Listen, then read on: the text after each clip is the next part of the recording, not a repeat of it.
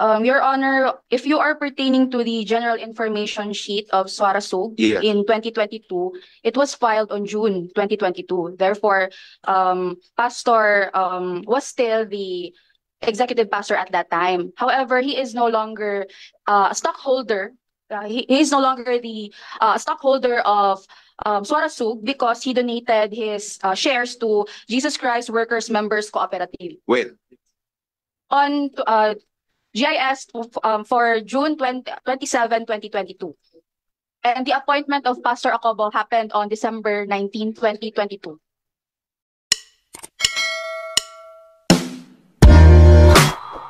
Insofar as the good attorney Topacio is law-abiding and has taken this oath as a lawyer, and insofar as you are going to see the good pastor tomorrow, maybe you can aid the sergeant of arms in the exercise of their duty.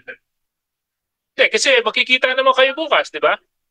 Well, with all due respect, that would be a conflict, Your Honor. I hope you will respect the lawyer-client relationship. But I can advise him accordingly, Your Honor, in my capacity. I was just, under the impression that, of course, you being a lawyer and this being a lawful committee hearing, and what we did was within the bounds of law, you might want to extend your assistance in the exercise of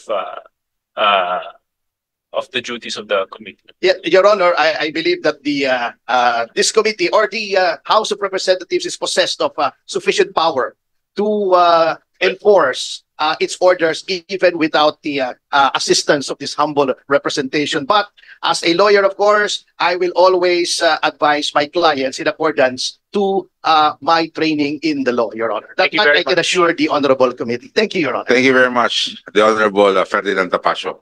Okay, any other question that any other Mr. member Chair. may have before we move for the maybe finally decide on this resolution?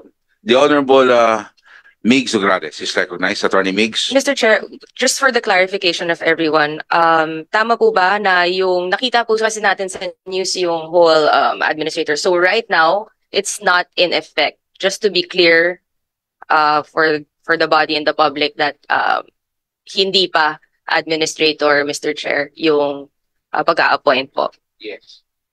Expressed by Attorney Ambrosio, who was under oath, that she is not yet the administrator as we speak, and it is contingent to anything that might happen to Mr. Acobo. Mr. Chair, if we could just have a copy of that also so that the committee will have a copy of whatever would happen since yung executive pastor naman nandito and there's an appointment pending. If we could have a copy of the document for the said appointment, Mr. Chair. Attorney Ambrosio. Your Honor, we will submit.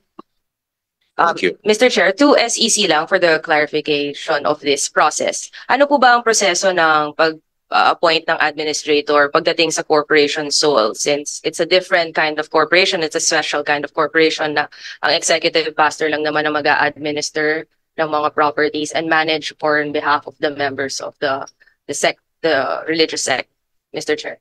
That's addressed to the SEC. SEC, you may reply.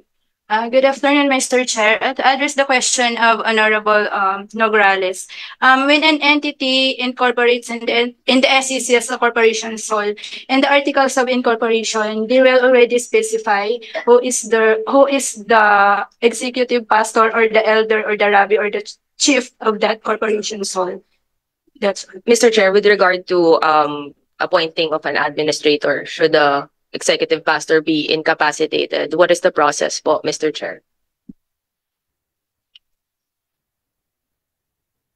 Per our record, with regard to KOJC, on December 16, 2022... Sorry, Mr. Chair, I'm just asking for a general process, not with relation to the KOJC, Mr. Chair. A letter of appointment will be issued by the current executive pastor to his successor.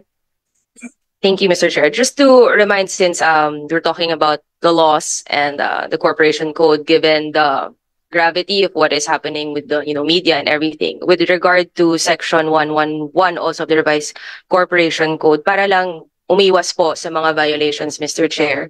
In any encumbrance, selling, disposal of property by an administrator or executive pastor, kailangan po rin po ng court approval dito with regard to that. And I'm just more appealing na sana sumunod po ang KOJC, ang SWARASOG, or especially KOJC sa mga ganitong aspeto so that we won't be looking into further violations, and should there be any change, again with the consent also of Congress. Yun lang po, Mr. Chair, just to raise it as a way of reminding lang po the corporations on their procedural aspects para wala na pong, iwas na po sa mga violations na pwedeng mangyari po, Mr. Chair. Thank you.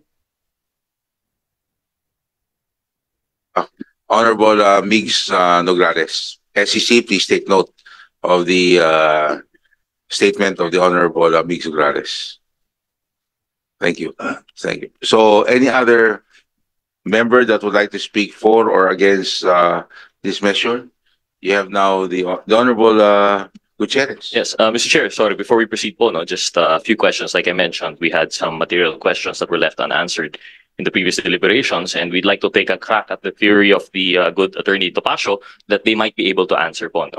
So with the indulgence of this committee, may I proceed with my interpellation of the executive pastor? Yes. Mr. Chair, may I request that perhaps is the attorney Ambrosio capable of translating for Pastor Acobo? Yes. Okay, Mr. Chair. So that to keep it po within KOJC, while we no doubt appreciate the interpretation skills of the good attorney Tolentino, we would like to have a separate po, para we're not confused where KOJC ends and where SMNI begins. So, Mr. Chair, may I ask the good Pastor Acobo through the good attorney Ambrosio, in your GIS papers, may we begin? How long have you been with the KOJC? Your Honor, nagsugod ko sa pakikuban kong pastor since 1985. Your Honor, nagsimula po ako since 1985. Kipagsama kay Pastor since 1985. Mr. Chair, I noticed the good pastor does not need a translator to understand my question. But Nakasabot ko, okay, Your Honor, pero you understand. You gusto lang cannot akong express. ang akong gustong isulti. You would prefer not to express in another language, or you are unable of expressing in another language? Mas prefer ko nga musulti og Bisaya, Your Honor. He prefers to answer in Cebuano or It is a Bisaya. preference. Okay, thank you, Mr. Chair. Just for the record. So, Mr. Chair, I'd like to ask the good pastor, so since 1985, but his appointment as executive pastor was on what date specifically? Nagsugod ang ako ang pagkahimong executive pastor, Your Honor.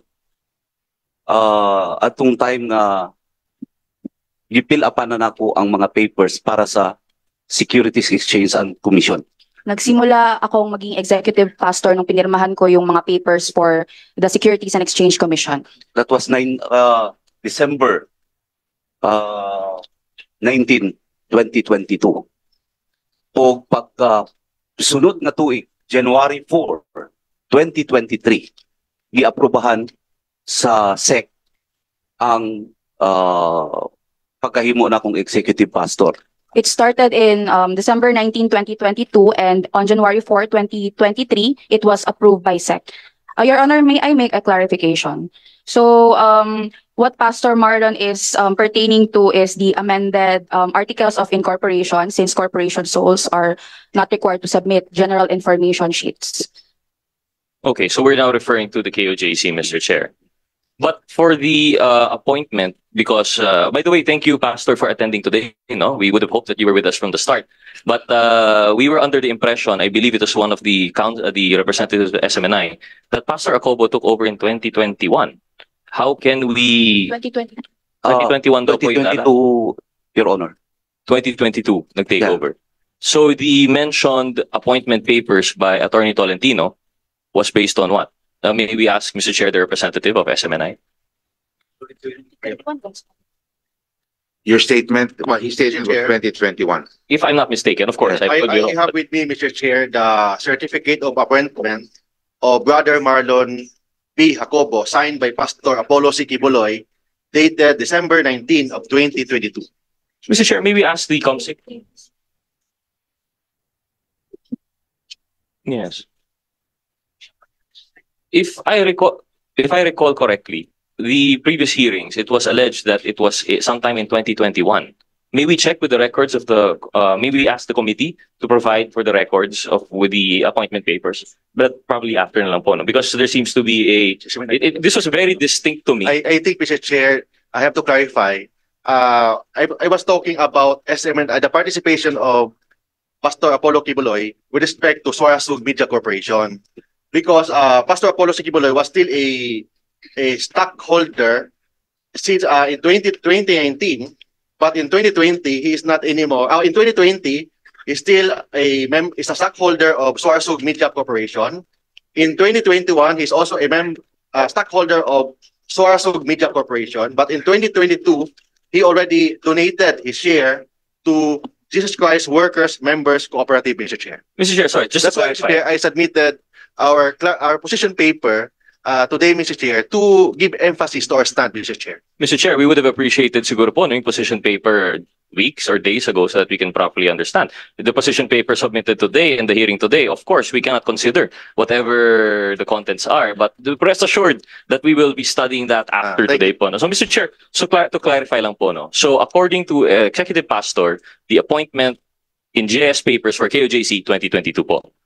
The appointment letter, maybe can we have a reading again of the appointment, Mr. Chair? Okay, Mr. Chair. The certificate of appointment of the Executive Pastor of the Kingdom of Jesus Christ, dated December 19, 2022 at KJC Compound, Field Japan, Friendship Highway, Sasa, Davao City, signed by Pastor Apollo C. Kibuloy to Brother Marlon P. Acobo, Mr. Chair. Acobo. For KOJC. Yes, Mr. Chair. So we have to clear with our records for what stood out distinctly was the representation by representatives of SMNI that there was a transfer in 2021. Because I remember this particular, Mr. Chair, because we were discussing in GIS. Because the GIS, Mr. Chair, refers to the Suarasug Media Corporation, not the Kingdom of Jesus Christ. Yes, Mr. Chair. So yun po, kasi what's particular to me, Mr. Chair, okay, first and foremost, we'd like to reiterate that the existence of KJC sole, corporation sole is still under question as per the interpellation of the Honorable Nograles as affirmed by the SEC that there were questions as to the two-thirds voting. So we still have yet to receive a report from the SEC on that matter. But that's just to put it on record po, no, on question pa. But assuming that we will now proceed with the rules supposedly na ito ay corporation sole, Mr. Chair, our question with SMNI is that for September 2020, yun po yung submission ng GIS. And then April 2021, yung GIS, nandun pa rin po si Pastor Kibuloy. And it was both a stockholder and beneficial owner. I would assume that the beneficial ownership of Pastor Kibuloy does not come from his ownership of stocks, but of his influence and control of the corporation, as is per the rules of the SEC. But in the GIS of 2022 as of June submitted, and 2023 as of May, he was no longer stockholder, neither was he beneficial owner, which would make sense for the appointment in December 2022. However, the GIS was submitted June 2022.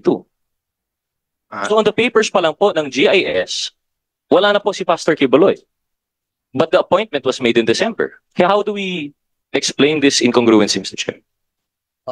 Pwede ko muhatag og brief history nga nung nahimo kong executive pastor? Can I give a brief history on how I became the executive pastor? You allow that, pero kailangan mo masagot yung tanong, ha? Oo. Bakit ho, iba yung sa dokumento, iba yung kinikwento nyo na yun? Ganito po, inanim ni Your Honor, ang plano ni pastor na ibiyaan na niya ang iyang pagka-executive pastor. Ang plano ni pastor na umalis na sa pagka-executive pastor. Nag-start ito 2015 pa po. Okay. And then, the following year, 2014, tungod kay pagka 2015 na may general meeting kauban sa tanang mga international o national leaders. In 2015, we had a meeting with the leaders of KOJC. Gi-announce na ni pastor na iyan ang biyaan ang iyahang pagka-executive pastor. Pastor Apollo already announced that he will leave his position as the executive pastor. Ug iyan na ning itugyan sa mga board of administrators. And he will entrust this to the administrators. Mr. Chair, very quickly. 2019, padayon sa, Your Honor, pwede kong padayon? Okay. 2019, giingnan ako ni Pastor na ako sa succession plan sa Kingdom of Jesus Christ. 2019, naan ako sa succession plan na ako ang musunod sa iya. In 2019, I was already in the succession plan. Na-formalize ni Your Honor niya itong nipirma ko sa tanang mga legal documents para sa SEC December 19, 2022. Intention pa rin 2016 kayo na. O bakit hindi ho kayo 2016 o sa 2019 binigyan ng kayo na sa mga dokumento? Bakit ho sa December sa 2023 pa pumasok po ang pangalan ninyo? 2023. Your Honor, tungod kaya ng panahon na ako sa abroad, ang akong assignment nasa abroad. Na ako sa Middle East, na-assign o sa Tibok, Africa. Okay. So, okay. Tapos na yung pandemic. Opo. Klaro po tayo dyan. So, ang hindi pa rin ho natin nasagot, yung tanong ko ni bakit nagre-reflect pa rin sa SEC documents na yung pangalan po ni Pastor Kibuloy nung sinasabi nyo kayo na. Ngayon sinasabi nyo nasa abroad kayo, hindi pa formal. Your Honor, may we ask the question to be repeated so that Attorney, it's clear in our part? There's a inconsistency. I think the question, can you please just answer the question of the Honorable Gutierrez? Why does it reflect that it's still Pastor Kibuloy when he's now saying that it's not anymore Pastor Kibuloy? Your Honor, if you are pertaining to the general information sheet of Suarasug in 2022, it was filed on June 2022. Therefore, Pastor was still the executive pastor at that time. However, he is no longer a stockholder. He is no longer the stockholder of Suarasug because he donated his shares to Jesus Christ Workers Members Cooperative. When? On GIS for June 27, 2022. And the appointment of Pastor Acobo happened on December 19, 2022. Correct. So, but for record purposes, there's no show of the transfer because the GIS still shows that this is Pastor Kibuloy. yes, Your Honor. In fact, the amended articles was released or approved by SEC on January 4, 2023. Correct. So that's what we have on record also. So it still doesn't answer why is it the name of Pastor Kibuloy still there when in SEC it's so as far as we're concerned for the entire year of January of 2022 it was Pastor Kibuloy. For the entire year 2022, Your Honor, it was only on December 19 that the appointment of Pastor Apollo was provided or decided by the board. Thank you.